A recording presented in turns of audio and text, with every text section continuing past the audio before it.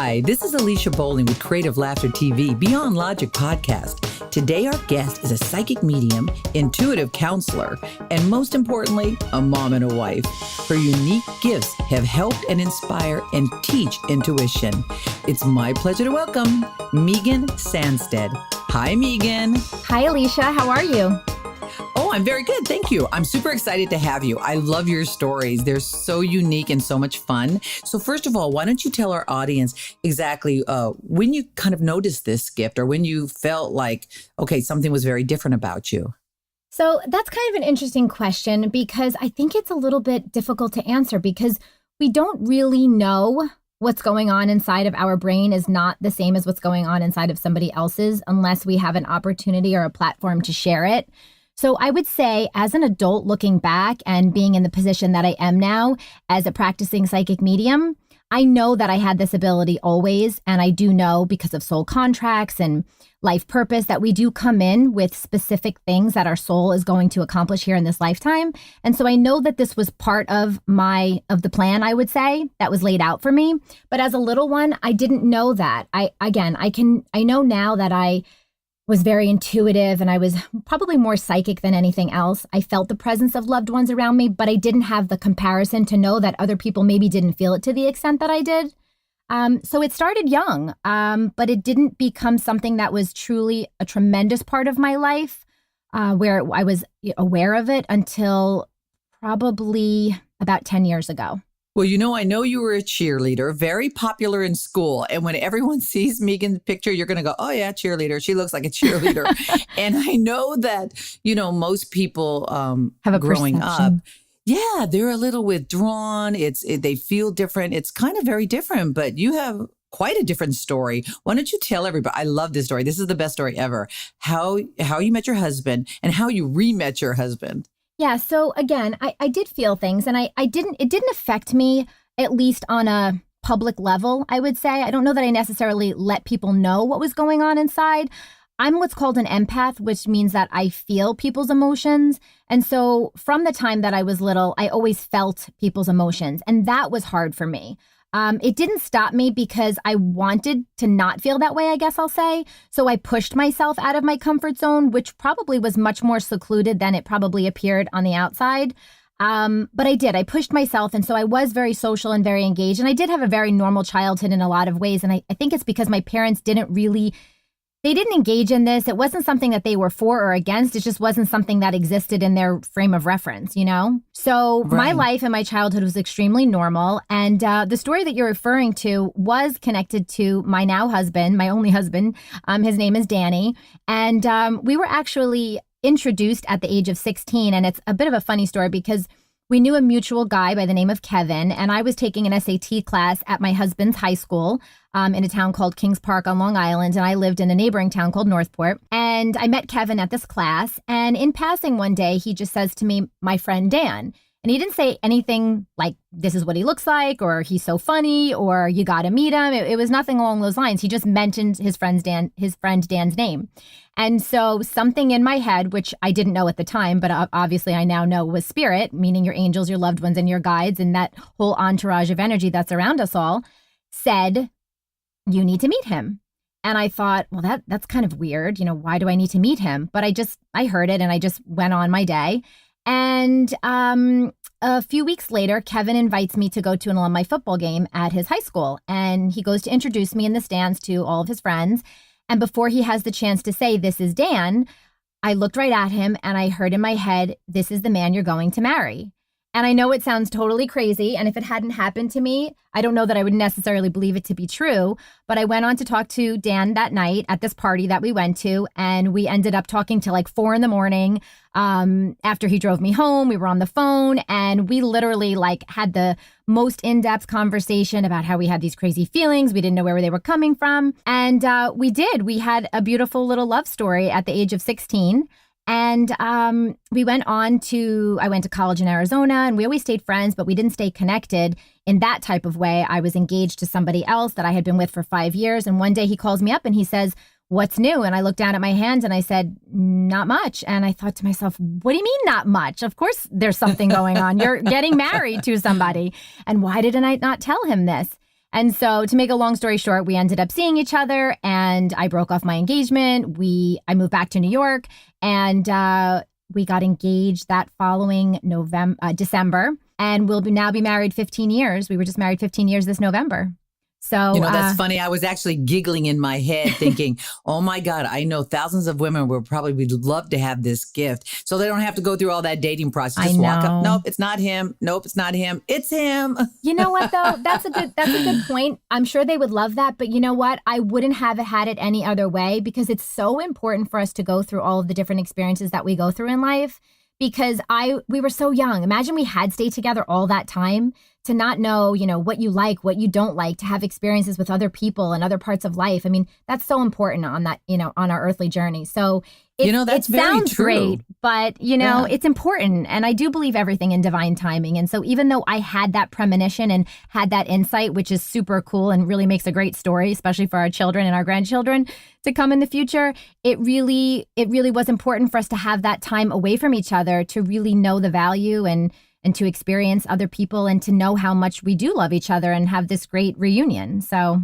But, you were mentioning how you get your information. That's really cool. Why don't you explain exactly what that is? Because all psychics, they do. Some are visuals, some hear, some smell. Sure. So how do you get your information? So the best way that I could describe it would be to say it's an impression. And what I mean by an impression is it's something that I just feel. I feel more deeply, I believe, because I'm an empath more than any other way. So I will just feel something. So if it's a child, I might feel what I feel for my children.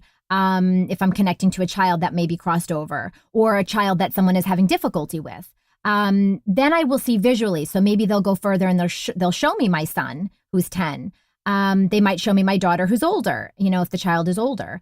If someone had a brain injury, I might feel a pain in my head. If they had a heart situation, again, this is people that are crossed over, I'll feel something in my chest.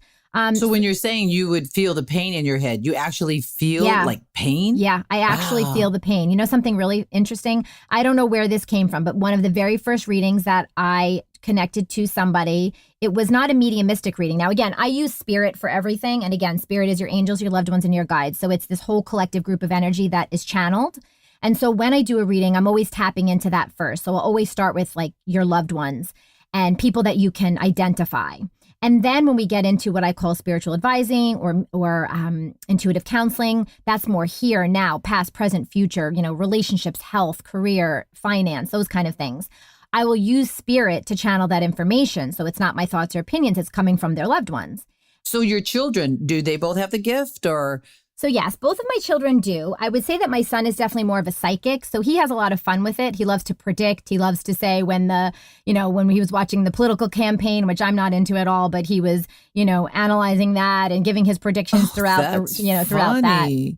How old is he? He's actually 10. He'll be 11 in February, but he is a very, very old soul. Oh my God. That's but he also funny. does fun stuff like, hey, I'll say, Justin, he'll go, yeah, Mom, we should go to Panera for dinner, like before I can get the words out of my mouth. So it's not always serious stuff. It's often lighthearted stuff also. And my daughter is more of a medium, which was really challenging for her when she was little, because unlike myself, my daughter really strongly felt spirit around her.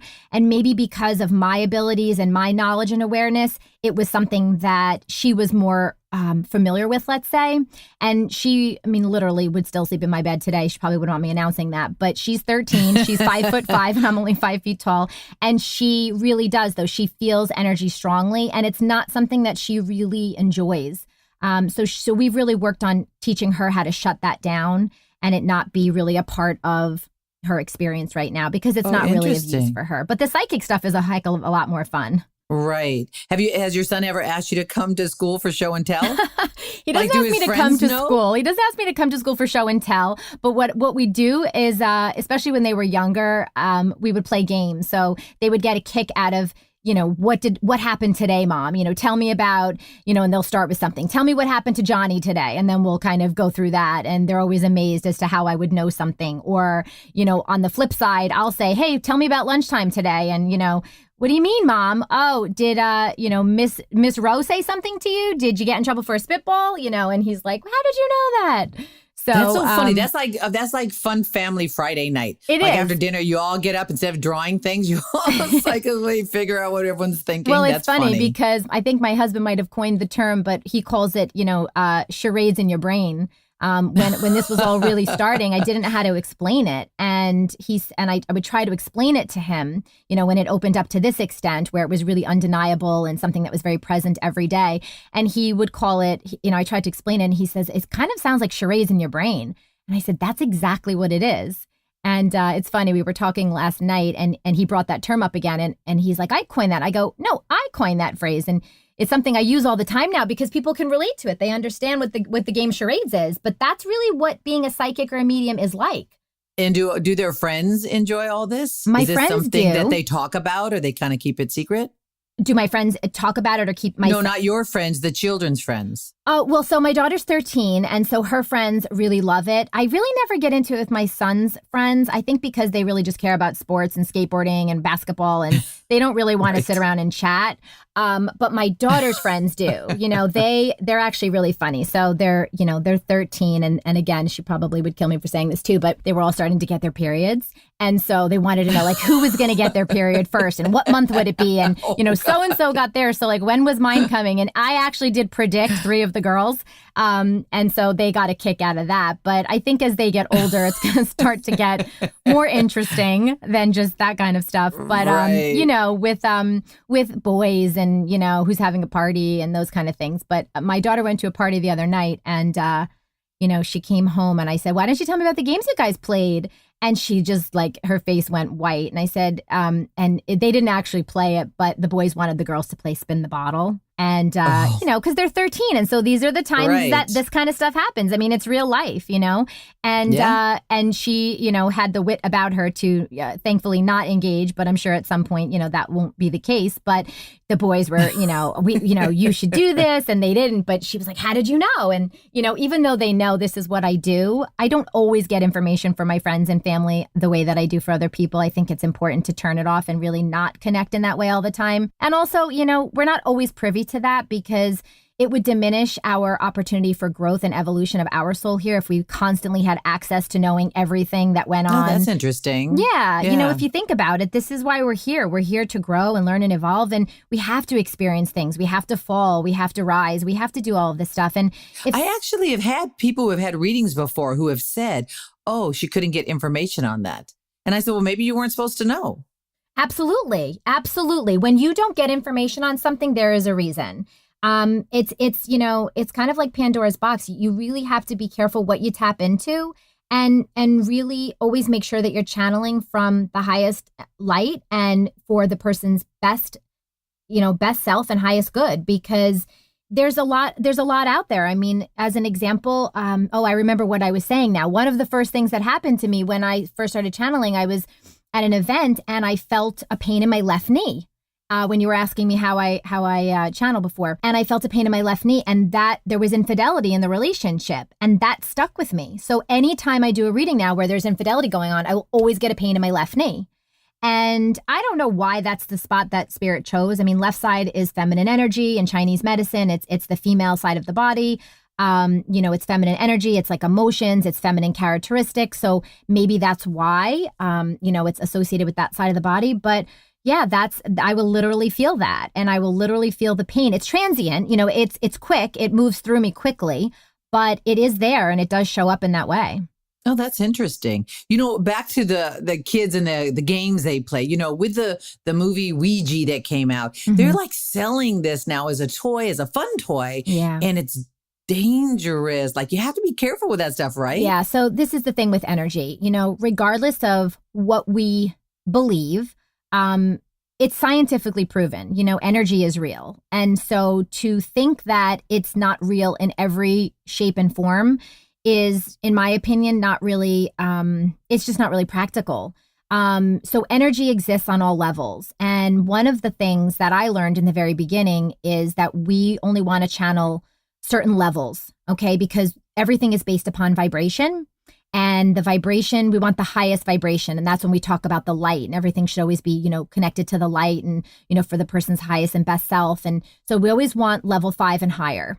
And that won't make a whole lot of sense to a lot of people, but it's about the level of vibration. And so you always want to make sure that you're connecting to good, beneficial energy. But when you're connecting with a Ouija board, you are tapping into low level vibration. And I don't get into really the spooky, scary stuff. My expectation. Is that? Well, why is it? Is because that's where they can connect. You know, think about it. It's mainly children. So they don't have maybe, you know, they're not evolved enough. They don't have the strength in the sense of the wherewithal to kind of discern, you know, they think it's fun. They might be doing it for kind of, you know, jokey purposes, or it's kind of marketed for low level stuff. So energy knows that, and that's where it goes. So it could be energy that's like between worlds and maybe hasn't transitioned or is very attached to the earthly realm, or, you know, so I'm not an advocate of them at all. I had a friend when I was younger that worked with one, and I kind of saw some funky stuff that I didn't feel good about, and it did scare me. And so it's funny that you even bring this up, because we were recently at a Halloween party, and wow, if it scares a psychic. Yeah, it does. You hear that, people? You better run. Yeah, it's real stuff, you know? So you have to be smart about what you're tapping into, for sure. Right. Interesting. So when you go to a party, and is it like the Long Island medium? Or you stand next to someone, you start picking up information, and the worst thing, do people constantly come up to you and ask you questions? Like you're on all the time. Yeah, so it's a mixed bag. It's a mixed bag. I'm going to say in the beginning, when I first started opening up to these abilities to the extent that I now have, I did not know how to, for lack of a better word, turn it off. There is no such thing as turning it off. It's always there, and it's always available to tap into if we allow it and if the timing is right. So I learned how to dial it down so that I can go out and just be a normal person, that I can be at a Christmas party and not be reading somebody. I also think it's important. I think it's kind of an invasion of privacy. You know, what we see on TV is not real. Not that they're not real and what they're doing isn't real, but you have to remember, there's cameras there. There's, you know, consent forms. There's, you know, arrangements that are being made. And Spirit has worked on the other side to, you know, create this interaction. And so it's taking place, but it's not like they're blindly walking into a place and just reading somebody. That's just not the way it works. Now, could that happen? Yes. And in the beginning, it did happen, but it's not practical to live like that, because we all wear many hats, regardless of being a medium. If you're a doctor, you're not always performing heart surgery everywhere you go, or assessing somebody's, you know, medical condition because you're at a party and someone has a health issue going on. So you really do, I think, have to be mindful. People will ask, and you know, you have to set boundaries like anything else in life. My rule with Spirit is that they are able to use me in any way, shape, or form. If this person is not going to receive a message any other way, or if it's of dire importance, they can use me. But otherwise, my feeling is they'll be led to me if they're meant to come for a reading, or they'll find their way to somebody else if it's something that they need. But I don't really want to know when I'm at a party who's, you know, dating who, or who is embezzling money, or who is, you know, dancing naked before they got here, you know, to Tina Turner, you know what I mean? Like, I don't know. So I think, you know, there has to be a level of privacy that is offered to people, and I try to really respect that. But yeah, it happens sometimes. As easily as you get information for other people, can you get that same information for yourself? Because I know a lot of psychics go to other psychics for readings because they can't read themselves, or they're too emotional, or, yeah, you know, the messages come out. It's interesting. For me, I'm really in a place in my life now where I'm super at peace with kind of just life. And I don't feel the need that I used to feel to kind of have to know everything or need guidance through everything. I've really come to a place for myself where I'm okay with allowing the process to unfold. But I will say that my husband isn't in that same boat. So he's always kind of wanting information. And like I said before, sometimes they'll give me stuff, but the big stuff, like the biggie things, I'm not really privy to, because he's got to experience his life, and he'll go to mediums. It's just not me. And he'll go to psychics. It's just not me. I said to him recently, we should sit at the table like I normally do, as if you're like a client, and see what happens. Because Spirit knows that that's my way of working, maybe it would come through differently. I'll get little things for him, but not the big stuff.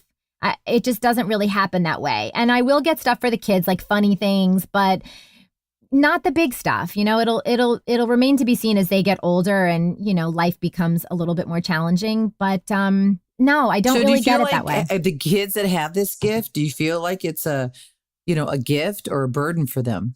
I think it depends on the child. I really think it depends on the child. And I think it depends on when these gifts really started to open up for them and how they presented themselves in their lives.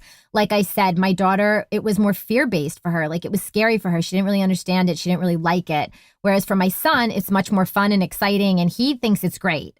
But I think the psychic energy is more fun and engaging for a child than the mediumistic energy. Right, having the dead Yeah, I mean, people. I'm an adult and I have to know how to ground and clear and protect and, turn down the dial. And I had to learn how to do all of those things. And you need life experience and kind of wherewithal to be able to do that, and tools. You need, some kind of teacher or a parent that's, very evolved and familiar with these concepts, because if you don't know what to do with all this energy, it can become extremely overwhelming. You see a lot of, stress and anxiety and fear and even emotional struggle.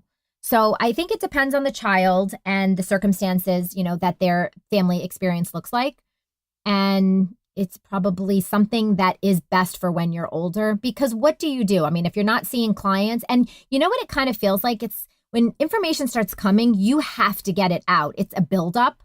And so it's kind of like a purging, like you have to be able to release it. So if you're a child walking around and you don't really know what to do with this, or it's, you're in 7th grade or 8th grade and it would be weird for you to just start reading your friends or people in your school, what's your platform to get this information out? And how do you release that energy?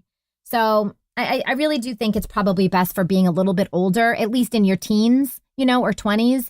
But sometimes it's there and it's to a heightened extent that is undeniable. And the child really does have to learn to work with it or shut it down. I loved when you were talking before about soul contracts and soul tribes. I find that whole thing very interesting. Tell everybody exactly what a soul contract is. Sure. And what a soul tribe is and who's actually in your tribe. Okay, so basically we all have these things that our soul contracts to prior to its incarnation. So whatever you want to call it, whether it's heaven or another dimension or the other side or whatever it might be, our souls all kind of group together on the other on that space, and they have agreements with one another, and they come back to this earthly experience and they pick and choose who they're going to travel with, which is called our soul tribe. And it could be someone that's a mother. It could be a father in another life. It could be a sibling. It could be a neighbor. We can show up in any way, shape, or form, but we do travel with the same souls lifetime after lifetime. And we travel with them for the purpose of evolution and growth, unconditional love, balance, healing, non-judgment, all of the things that really our soul is trying to achieve to the highest extent. Oh, wait a second. So are you trying to tell me that people like you're fighting combatively in this lifetime, you're coming back with them to fight with them again? Well, the chances are you probably are. And it would be, so we have this term called karma, right? And a lot of people think it's about punishment or reward, but it's actually about balance. And so the premise of karma is that we need to experience all walks of life, and we need to experience both ends of the spectrum. So someone that you might have a lot of anger with, or frustration or tension or animosity or whatever it is, low level energy with, you might have been that person to them in another lifetime. And so now you're experiencing it.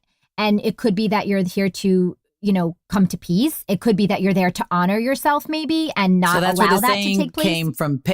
That's where the saying came from, payback's a bitch. Yeah, it is. And it's really about balance, though. It's never a bad thing. All of the relationships and all of the experiences that, that we have while we're here, that we're conscious of, are really for our growth. They're never meant to hurt you. And so those people that are bothering you and causing, stress in your life, the main goal, truthfully, honestly, always comes down to non-judgment and being able to separate from their stuff, and allow them to experience what they need to experience, and for you to find forgiveness and compassion for them and for you as well.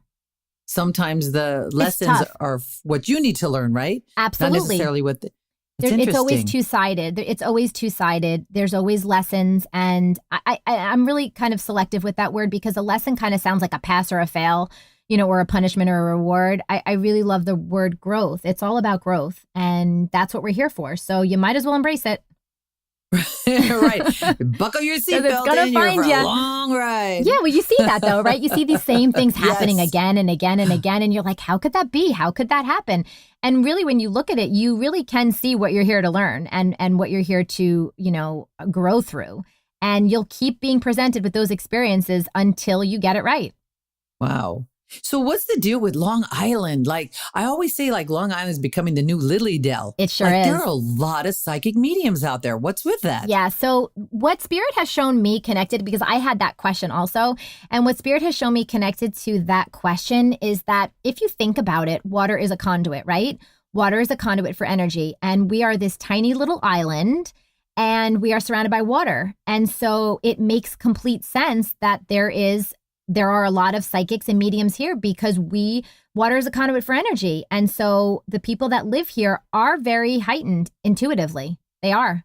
And that's another point. You know, we are all mediums and we are all psychics. It's just a matter to what extent that we are. And you don't need to do it in the platform that I'm doing it and some other mediums are doing it, but we all have this information available to us for whatever purpose it serves in our life, whether it's a doctor and we're, using our intuition and spirit to know how to navigate through a procedure or what is actually going on with this, patient. Or you're a lawyer and you know that there's something about this case that just isn't right, and you're led to find, the answer in some odd place that, nobody expected, or, whatever it might be, or you're a businessman, or you're, whatever it is, or you're making a left-hand turn instead of a right. Like the information truly is always there. It's just a matter of being open and allowing it in. And it's all to a different extent, Right. So, being a psychic, a mom, like after school programs, your readings, being a wife, cooking, like how is this impacting your family? How does this impact you? It's an interesting, crazy life, I would say, but it's this term that I thought I coined, but I don't think I did because I've seen it on like Instagram or something. And I used to say crazy, it's crazy. And then I started saying, well, it's really more amazing, but like crazy has so much more impact. So it's crazy amazing. And then I saw this term and it was cramazing. And that's really how I would explain my life. It is cramazing because I really am so blessed to be able to do this work. And I completely could not imagine doing anything else. I mean, I was a pharmaceutical rep for 10 years. I had a very, normal, I'll say, in parentheses, job. And I was completely unfulfilled. It was a great income. It was conducive to being a mom and, having flexibility in my schedule and being there for my kids. But it didn't fulfill me and it wasn't my purpose, as I now know. And so becoming a medium was really challenging, or I should say embracing being a medium was very challenging because I was very concerned about how it would be perceived in the small community that I live in. And I thought, am I going to be that crazy mom that nobody lets their kid come and play with, my kids? And I really was. It sounds kind of funny, but I really was concerned about that. And I'll tell you, initially, I did feel a little bit of resistance. I felt, and this was before the shows were out and it was kind of more accepted. And I felt a little bit, I don't know if it was my perception, but as we know, your perception is your reality. So I felt a little bit, insecure about it and definitely didn't want to embrace it. It became undeniable and I had to. And as I did, I said, well, listen, if this is how it's going to be, I've got to be all in. And as I shifted my perception, people became so open and interested and not judgmental and, thinking it's cool and that kind of thing. And so that was great. But yeah, I'm a mom first and foremost and a wife. And, this is my work, but my children and my family are equally as important to me. And so I do wear those hats and I do have to juggle, going from being a medium and then turning that down and being a mom. One of the things my daughter says to me is, can't you, she's 13. So there's like girl drama sometimes. Her group of friends are great, but every once in a while something comes up or she'll tell me something about, another child that's maybe not totally part of her best friend group. And, and I'll say, well, Olivia, and I come from this place of non-judgment and I'm giving her this great advice, I think. And she's like, can't you just be normal? Like, can't you just say like they're wrong? And I'm like, well, the problem is I see it from a different perspective. And so sometimes it's hard to go from the medium hat to the mommy hat. And that's probably been the biggest struggle for me because I need to be their mom sometimes and they don't want to hear the best advice. They just want me to say, yeah, that stinks. Well, you are living proof that moms wear many hats. And I'd like to thank you so much for coming on the podcast. You were fantastic. And if you would like to know more about Meagan, go to her website, www.meagansandstedt.com. Also, don't forget, go to our website and check out our celebrity group sessions. And, we'll have different psychics for the month. Your favorites will be on there, so you have to stay on top of that. And remember, you create your life, you create your future. This is Alicia Bowling with Beyond Logic.